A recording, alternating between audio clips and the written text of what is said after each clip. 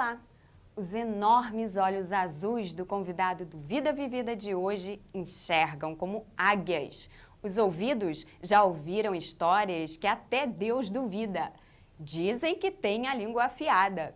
E as mãos? A essas escrevem notas que são capazes de mudar os rumos do país. Hoje, ele é quem vai ser a nossa fonte de informação. Aqui na minha frente, Ricardo Boechat. Tudo bem, Boechat? Tudo bom? Não sabia que eu tinha tantos predicados físicos. Eu e você vamos bater um papo e também vamos ter a companhia da galera ligada na telinha, tá ok? Tá ótimo. Mas antes, fique de olho, porque a vida do nosso convidado é assunto para a primeira página. Ricardo Eugênio Boechat nasceu em Buenos Aires em 13 de julho de 1952. Veio para o Brasil ainda jovem e foi criado em Niterói. A paixão pela bola vem da infância. Boechat ingressou no Partido Comunista ainda aos 14 anos. Péssimo aluno, parou de estudar com 17 anos. Pouco depois, começou no jornalismo. Foi no jornal O Globo o primeiro contato com o colunismo social, através do mestre e amigo Ibrahim Suede. Em 1983, conquistou autonomia e passou a assinar a coluna Suan, que mais tarde ganhou o nome de Ricardo Boechat. Hoje, a coluna é publicada no Jornal do Brasil. Graças à sua incansável busca pela notícia, recebeu 3 prêmios ESSO de reportagem. Mas as páginas dos jornais ficaram pequenas para tanto talento. Boechat acabou escrevendo um livro, e o tema, tão elegante quanto o autor. Copacabana Palace, o mais tradicional e glamuroso hotel da cidade. Boechat não curte extravagâncias, exceto escapar para Paris uma vez por ano. Quando consegue raros e rápidos momentos de descanso, viaja para Angra dos Reis, sempre acompanhado da filharada, Beatriz, Patrícia, Vanessa, Paula, Rafael e mais um monte de agregados. Boechat é mesmo o maior paizão. Dos 5 filhos, 4 moram com ele. Você introduziu alguma coisa nova depois de Ibrahim Suede e Zósimo Barroso do Amaral ou não? Olha, eu acho que coisa nova propriamente, não existe um muro em que você diga que algo não existia e passou a existir num determinado momento, né? E se é possível imaginar um divisor de águas na linguagem do colunismo brasileiro, sem dúvida, esse divisor é o Ibrahim. O Ibrahim fez, ao longo de anos, a mutação da coluna mundana para uma coluna com mundanismo e informação. E à medida em que o tempo foi passando, a informação foi tomando territórios, espaços dentro das colunas ao mundanismo. O Zósimo não criou propriamente algo novo no sentido de uma divisão, de um divisor de águas. O que o Zósimo fez foi praticar, entrar nesse processo, nessa transformação, com um ingrediente muito pessoal, que era o carioquismo, o humor, o sarcasmo que ele, sem dúvida, exercia como um príncipe, tá certo? A elegância, enfim, a sofisticação na crítica.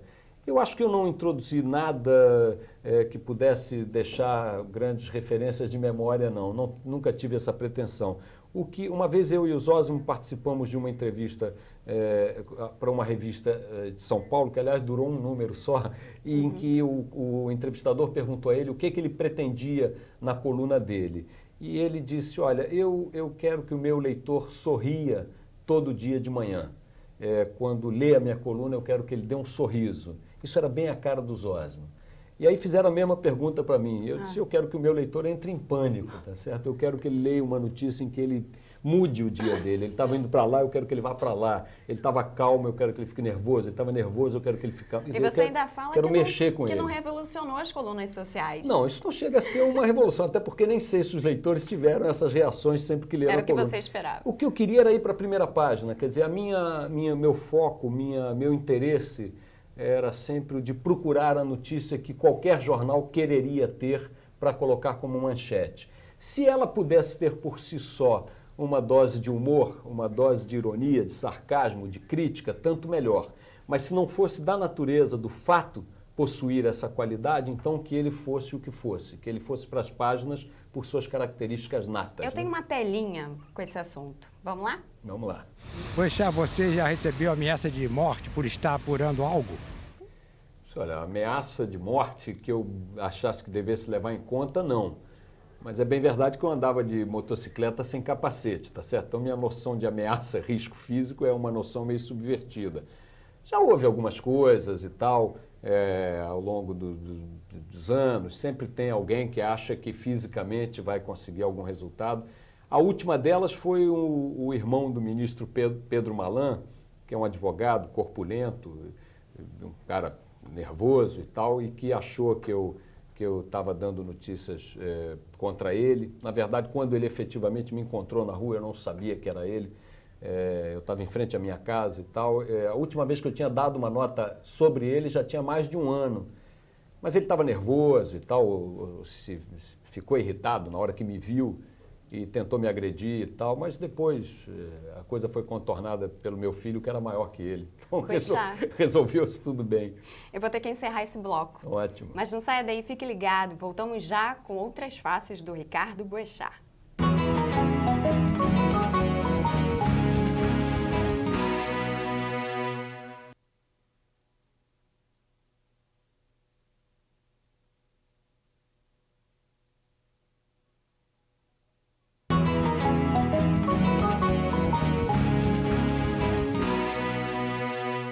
Estamos de volta com mais um Vida Vivida. Hoje é com Ricardo Boechat. Mais uma telinha? Vamos lá. Boechat, a sua demissão do jornal o Globo foi muito polêmica. Você acha que errou ou foi uma injustiça contra você? E aí? Olha, eu errei, mas não o erro que eles pretenderam usar para estabelecer o julgamento que fizeram. Onde é que eu errei? Sendo colunista do Globo, como era há tantos anos, talvez por vaidade ou por ingenuidade, eu estava me permitindo ser uma espécie de conselheiro, sem nenhum interesse profissional nem financeiro, apenas pela viagem de poder me sentir influente, eu estava sendo uma espécie de conselheiro do grupo que tinha acabado de comprar o Jornal do Brasil. Ora, o principal concorrente do Globo no Rio de Janeiro. Por que eu estava sendo uma espécie de conselheiro informal deles? Porque tinha ali grandes amigos, tenho lá grandes amigos, porque acho que é fundamental que o público do Rio de Janeiro e do país tenham o Jornal do Brasil como uma alternativa de leitura, e porque acho que tenho uma experiência em jornalismo razoável e porque estava sendo solicitado a dar alguns conselhos. Este foi o meu erro. A tentativa de me fazer um julgamento a partir de uma transgressão ética, moral, como se eu estivesse manipulando notícias na minha coluna ou dentro do próprio jornal a partir de relações com fontes, que foi o que eles tentaram fazer, evidentemente foi uma canalice monumental, mas aí isso para mim são águas passadas, eu estou noutra. Eu espero que eles estejam acordando ou dormindo com a mesma tranquilidade que eu durmo, é o que eu desejo a eles. Boechat, diz pra gente qual foi a nota que você publicou na sua coluna que teve maior repercussão. Olha, uma coluna, como eu disse aqui há pouco, que estava preocupada essencialmente em ir para a manchete, em produzir a manchete do dia seguinte, não é uma boa medida, talvez, eu tentar fazer uma retrospectiva dessa performance a partir da repercussão.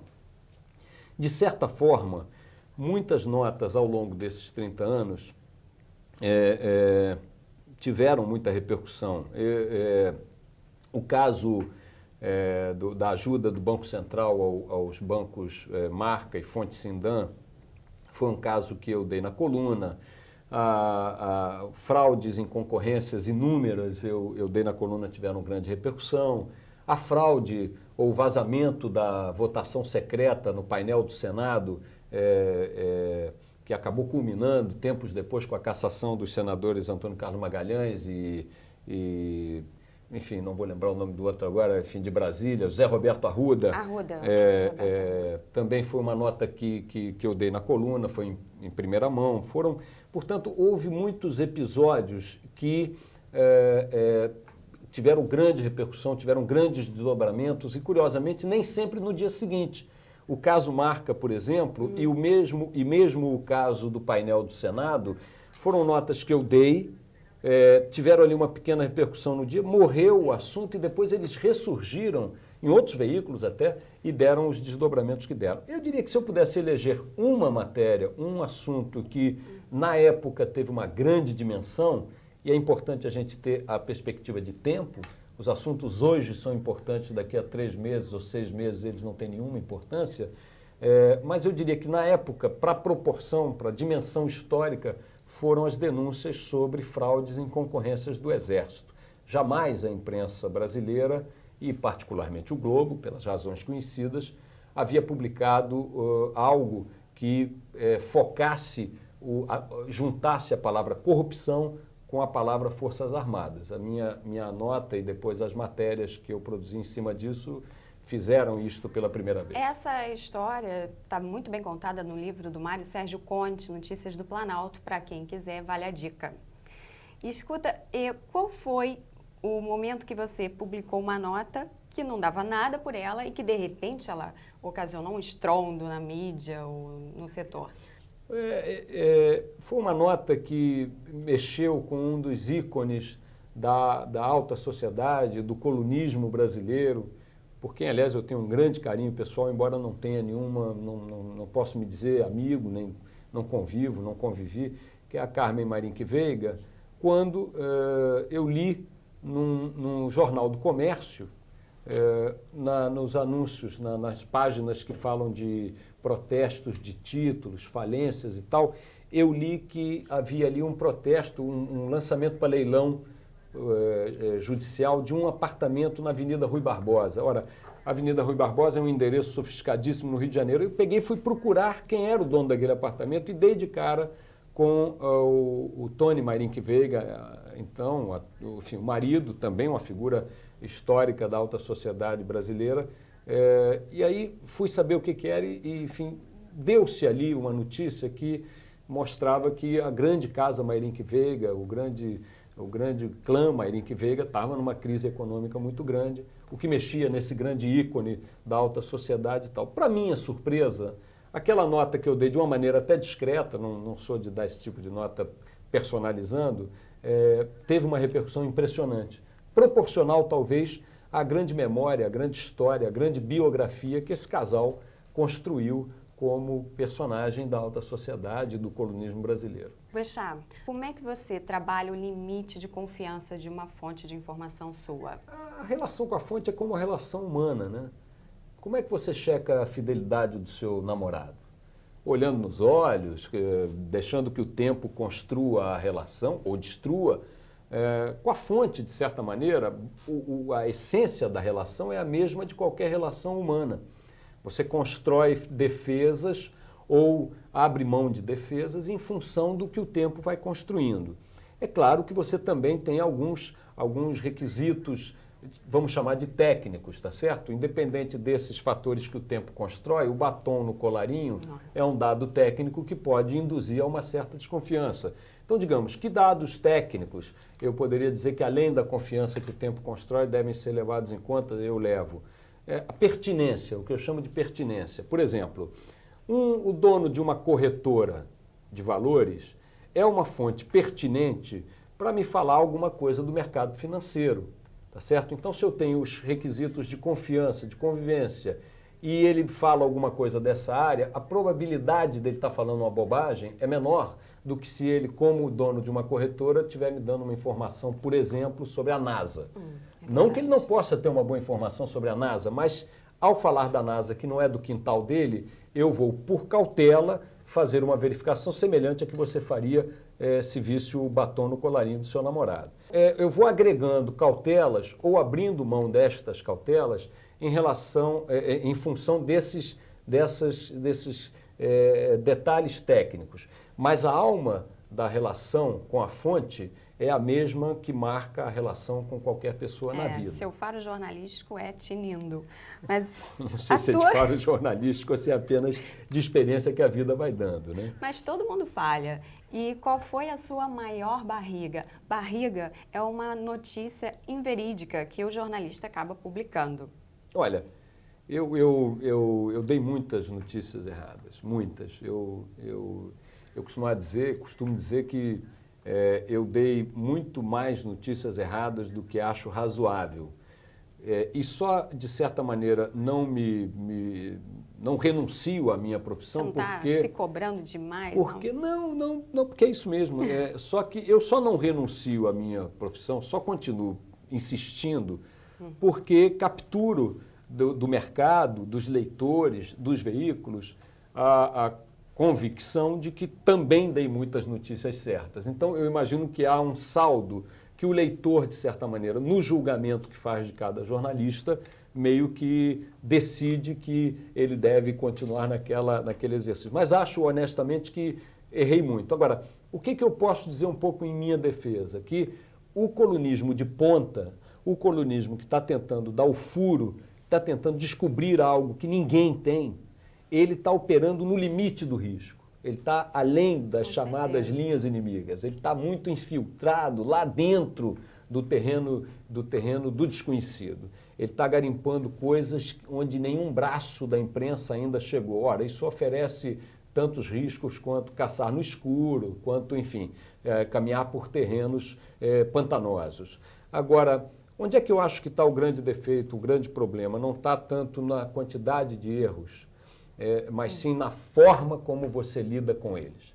Errou, vai no dia seguinte, enfia a carapuça até o talo, diz claramente que errou, bota no mesmo espaço que errou. Essa prática generalizada na imprensa, erra na manchete e retifica lá embaixo. Agora, quanto ao exemplo... Até no português nos erros. Muito, esse então é um horror, dá vergonha.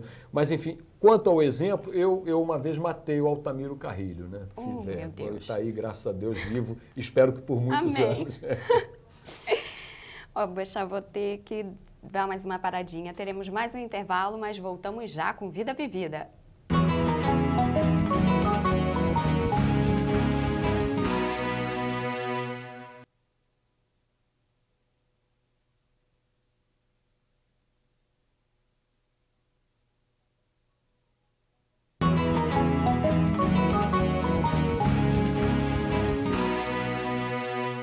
Voltamos para o último bloco apresentando a Vida Bem Vivida de Ricardo Boechat. Vamos para mais uma telinha? Vamos lá.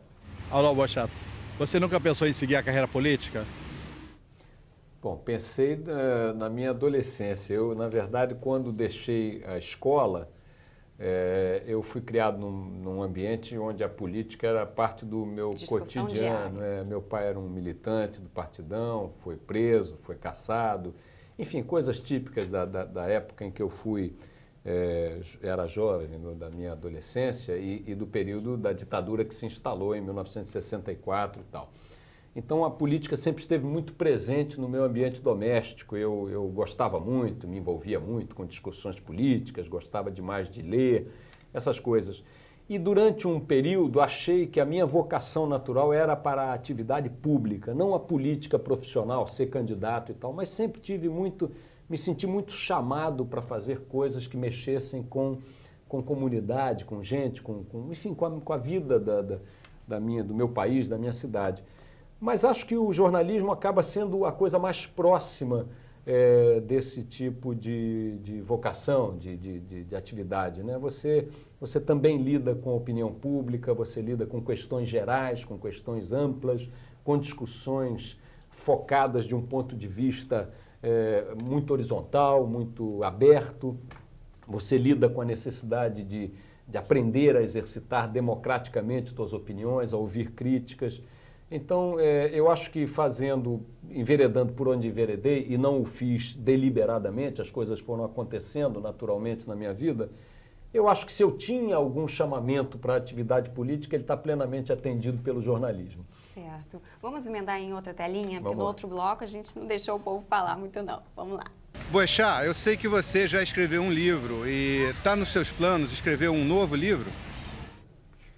Aqui está o livro. Eu não tenho... Eu não sou uma pessoa de planejar nada, não, sabe? Se eu tiver que ser absolutamente sincero, eu diria que eu detestei ter feito um livro, porque algo que me tortura enormemente é escrever, né? Eu me formei na imprensa fazendo coluna. As colunas se caracterizam por procurar a síntese, o que significa que a partir da 8ª linha eu acho que estou escrevendo inutilidades, tá certo? Com 8 linhas eu já disse tudo que eu queria dizer. Normalmente é assim que acontece. Então eu não tenho uma boa relação com a escrita, uma relação torturada. Esse livro é um livro para o qual eu fui convidado a escrever pelo Copacabana Palace, depois que o Rui Castro e o Maneco Miller não tinham podido aceitar esse mesmo projeto. E eu aceitei porque tinha trabalhado no Copa no início da minha vida também, na época que eu trabalhava com o Ibrahim. Eu acumulava o trabalho com o Ibrahim e era assessor de imprensa do Copa no início dos anos 70. E era um projeto que deveria ter durado 2 meses e meio, acabou levando 11 meses de trabalho, de pesquisa duríssimos. E eu fiquei muito angustiado com tudo, fico achando que tudo é uma porcaria. Então eu não tenho intenção de fazer outro livro, não. Mas já me flagrei pensando coisas do gênero, um livro sobre a revista O Cruzeiro, enfim, sobre outras coisas que eu acho que a memória brasileira perdeu um pouco e que poderiam ser resgatadas, e o melhor instrumento para esse resgate eu acho que são os livros mesmo. Certo. Vamos para mais uma telinha. Boechat, eu vi uma reportagem que você cuida de 4 filhos. Me conta qual é o milagre. Dá para dar conta de tanto trabalho? Essa é uma pergunta típica de mulher, né? As mulheres detêm o monopólio cultural da criação, da educação, do convívio com os filhos, e eu queria dizer aqui para os homens que isso é um engodo.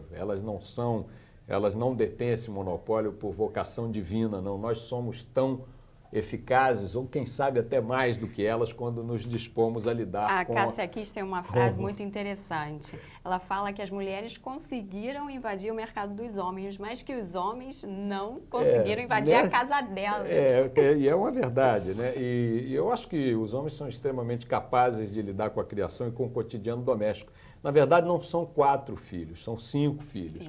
4 vivem comigo e uma não. Esses 4 são do primeiro casamento, a do último casamento mora com a mãe.